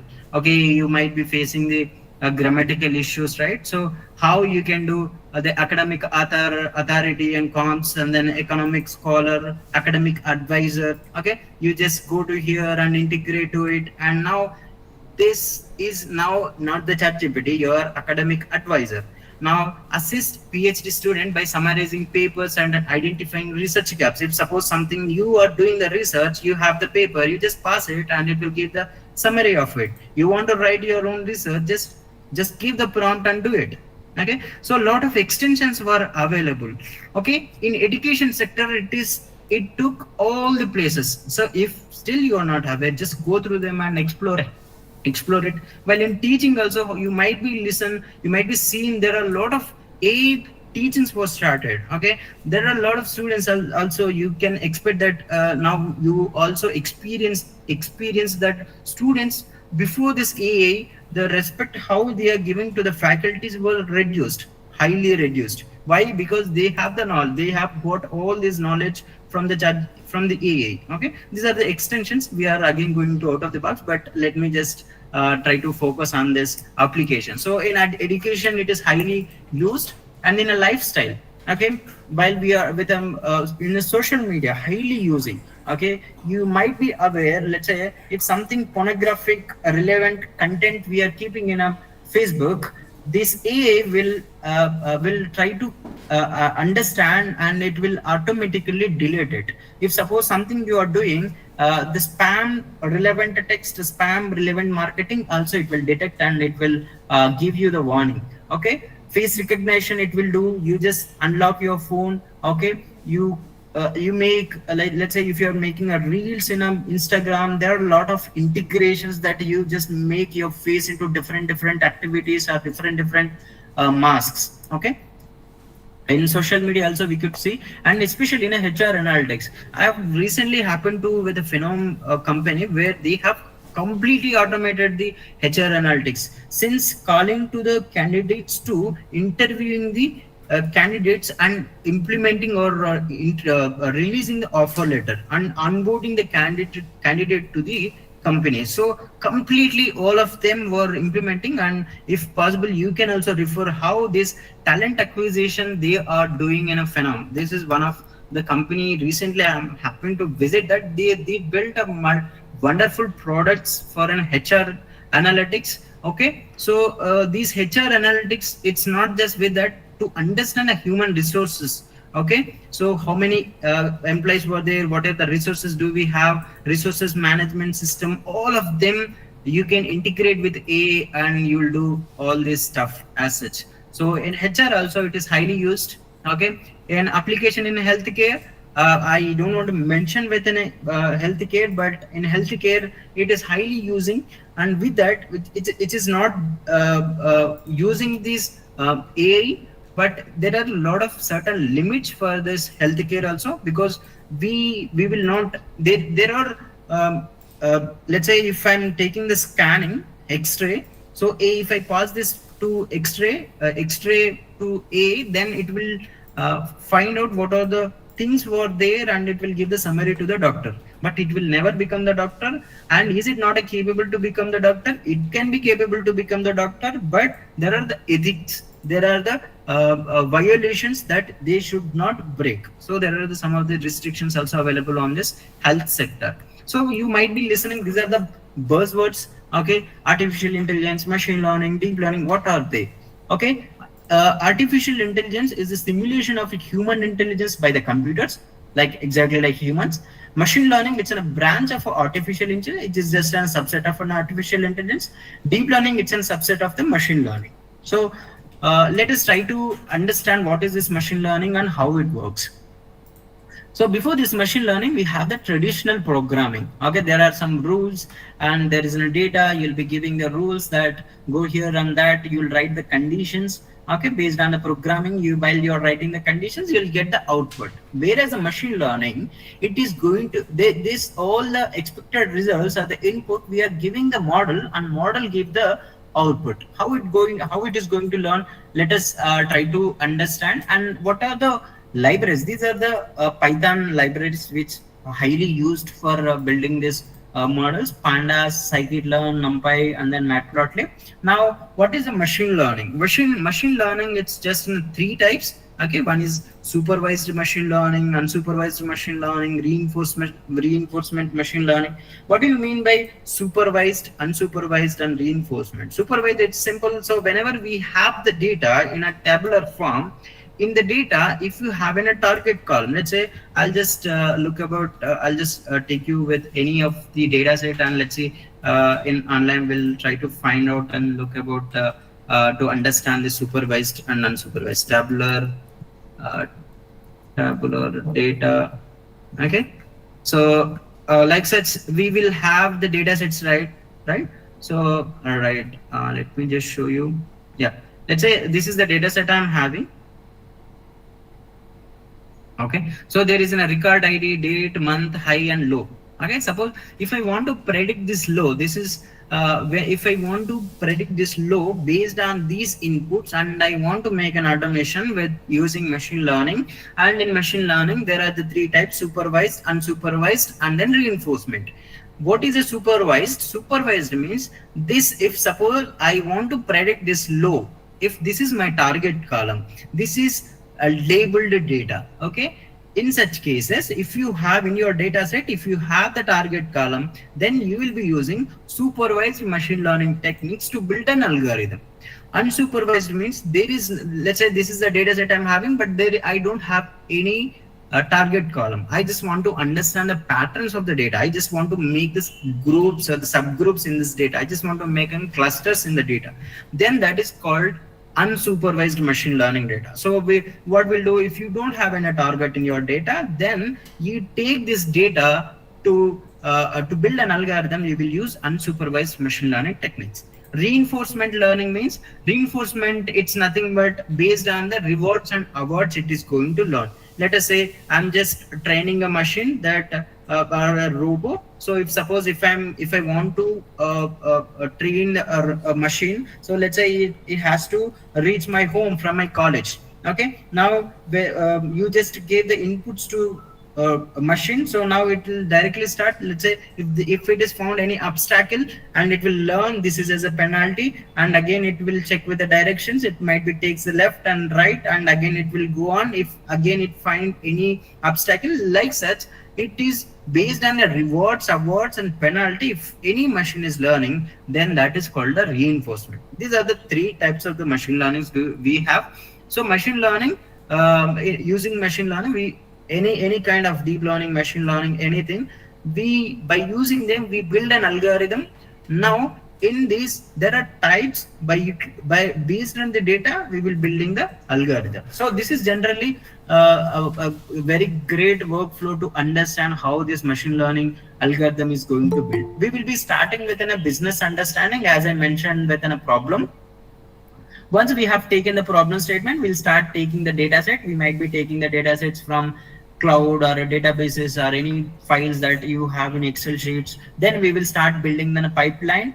Okay, then we might be building that pipeline in online or at our local machine, or that is at our local computer. Then we will start exploring about the data, what the data we have, what is there inside of the data. That's what exploration about the data. There are structured, semi-structured, unstructured data visualization, which we will be using to understand the data. Once we understood the data, then we will try to cleanse the data. If suppose something cleansing challenges were there, missing values, duplicates, wrong format, those things will address, and then later we will build the model. So for building the model, we implement the feature engineering techniques, and then we'll train the model. Okay, then we'll validate the model, just evaluate the model. Okay, after that, if model is working good, then we will directly deploy it. That's what we will send to the production. Once this model is accepted, we will send to the end user. If suppose this model is not good, again we will try to find out what is the problem, where is it, and we will try to address it and sort it out. Okay, that's what a workflow deeply to understand how we are going to evaluate the model. Suppose I built an algorithm, how I'm going to evaluate. If it is in a machine learning algorithm, there are classification regression problems are there. Okay, we as this is very compressed and congested session, so I'm not going into detail, but these are the classification metrics which we will be using to evaluate our algorithm. These are the regression models that we will be evaluating to understand the model, how it is behavior. What is the behavior of my algorithm. Now where it is going to apply, so AI can be applied at the sense. So if you are sensing something, then you will be using the computer vision techniques or audio processing.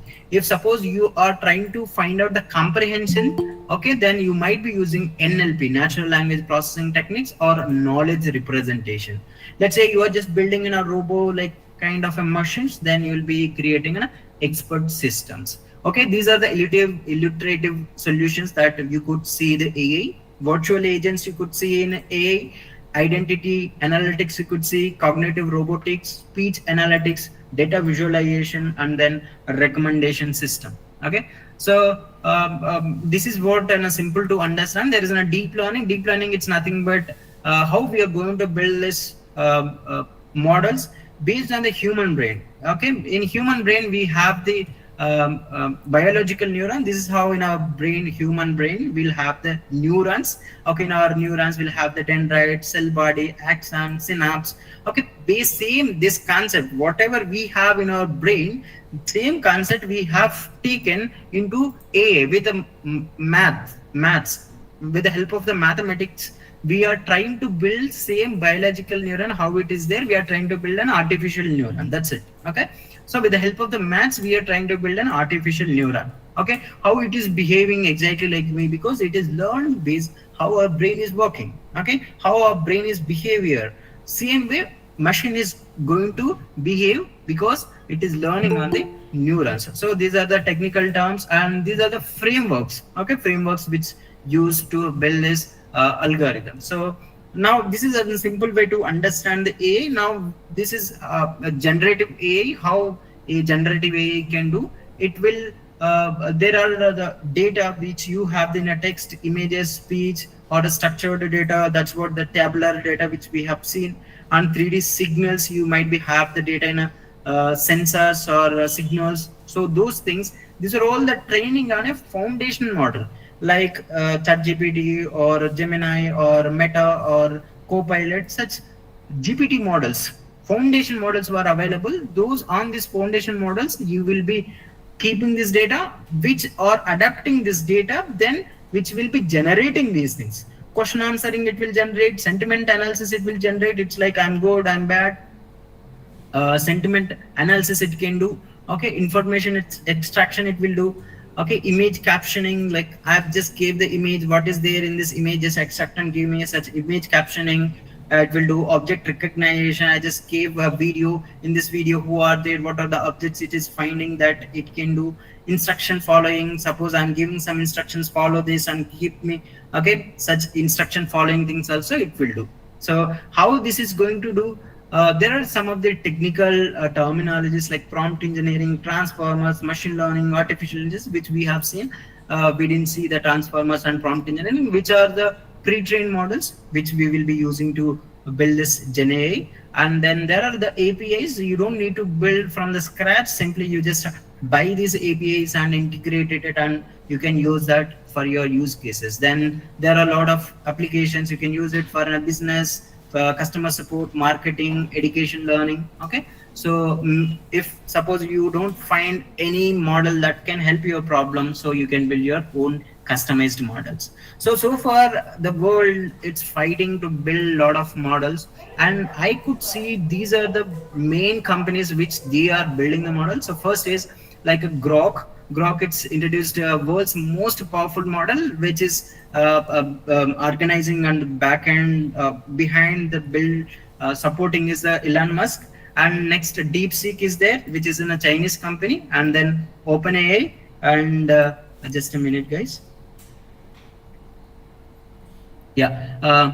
So OpenAI, which is Elon Musk company, okay, OpenAI company, and then Gemini, that's what from Google, and then Cloudy also we have available. So for whatever we could see the developments, these are the main companies which they are having the competition in between, and they keep on building and giving a lot of advancements. So far, Gemini is ruling this market. So we could see a lot of developments in the Gemini. If you want to just go through this Gemini, just go to this Gemini AI Studio. I'll just give this link to in our chat so that you can just explore it. Okay, so here there are multiple things that you can directly talk to this. You can webcam, even switch on your webcam and talk to it. You can just share your screen. If you didn't find anything, if you are facing the difficulties, okay, you just share the screen and show to them and ask the question. This is the error, I'm not able to understand what I should do. This is the problem statement that so and so they have given. Okay, generate media, you can generate the prompt so the videos can be generated. Okay, if you want to build a website, apps, just you can give it here, it will do your job. So this is what all about this AI. I hope it is clear to everyone. I might be went somewhat fast here as there is no there is a limited time. Okay, I'll just recap what we have learned today, and then we'll go for the question and answer. So we have seen what is an artificial intelligence, and we just covered all of these points, and we just discussed about how the current trend is and where we are. Okay, and we also seen artificial intelligence, a definition, and then types of the artificial intelligence, and detailing about this narrow AI, general AI, and super AI or a strong AI, and then functionalities about this AI. And we detailedly discussed about the history of AI, how it is differed from the computers, and the life cycle of AI, and applications of AI in e-commerce, and then education sector, and then lifestyle, and then HR, human resources, okay, in a health sector as such. And we have seen, we try to understand the differences between artificial intelligence, machine learning, deep learning buzzwords, and how it is going to work, the traditional programming and machine learning program. What are the libraries, Python libraries, which is used to build algorithm? What is the machine learning, and what are the types of machine learning in detail, the workflow, how it is going to work, how we are going to evaluate or test the model, and then where it can be used and with what it can be used, how it can be called, what is a deep learning, how biological neuron can be created as a artificial neural network with the mathematics that was implemented. So and then with the frameworks which we have used, then we have seen how does this generative AI work, and then what are the competitors currently in the market which they are continuously building for this AI. Thank you so much, guys. I hope it is clear to everyone. And now I'm opening the floor for a question and answer. So if you have any questions, you can ask me now. If suppose if you are unable to ask here, again we'll have the sessions tomorrow. We will also discuss in the next session. Thank you so much. Thank you so much, DRK Mahesh Sir Garu, and the faculty and the Malla Reddy College for the opportunity. Thank you. Now let's see if any questions I could see. You can also comment here so that I'll try to answer them. Good afternoon, everyone. I, K. Navya, functioning as Assistant Professor in EEE Department in Malla Reddy College of Engineering. We wish to express our profound gratitude to our distinguished resource dignitaries for Session 1, Mr. Bharadwaj Sir and Mr. Mosha Sir, for their invaluable contributions on the advancements in AI-IOT. Thank you, sir. The session was very interactive, and the video you present in the session was very interesting. And I kindly request all participants to complete feedback and attendance form in the link which has been shared in both Google Meet and YouTube chat interfaces. Thank you for your esteemed presence. We look forward to join again for session 2 on AI-IoT in electrical engineering applications as scheduled at 1:30 p.m. to 3:30 p.m. Thank you. Have a good day. Yeah, thank you, Navya ma'am. Before that, let me just answer this question. Priyanka Nageshwar Rao asked a question. Sir, if we start using the ChatGPT, all are getting same prompt. So, is there any uniqueness for varying system to system? Priyanka ma'am, it is all about the prompt, how you write. Prompting, there are a lot of kinds of techniques. You just go through them. I'll just show you the prompting techniques. And system to system, yes, definitely it will vary with a model to model. Okay, prompt techniques, you just type. Okay, how you are writing the prompt techniques, that is very important. You just go through these prompt techniques. Okay, zero shot, few shot, chain of thought, generate knowledge prompting. Okay, extracting the things. Okay, I'm just giving this link, you just go through it. And with that, of course, definitely system, as you mentioned, systems to system, yes, there is the differences between the model to model. Let's say this model might be differently give the answer for the same question, and 2.5 Pro might be give the difference. Okay, so it is all you have to play around the model. So then until you satisfied for your requirement. I hope it is clear to you. Thank you.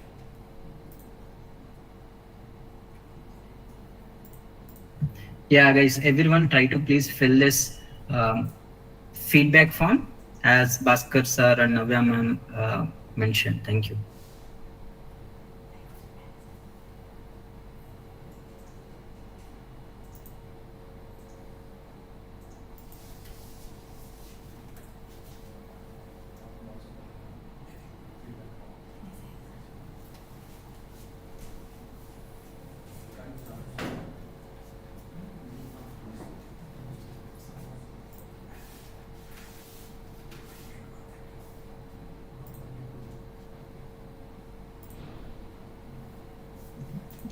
Thank you everyone. Again, the session will start at 1:30 p.m.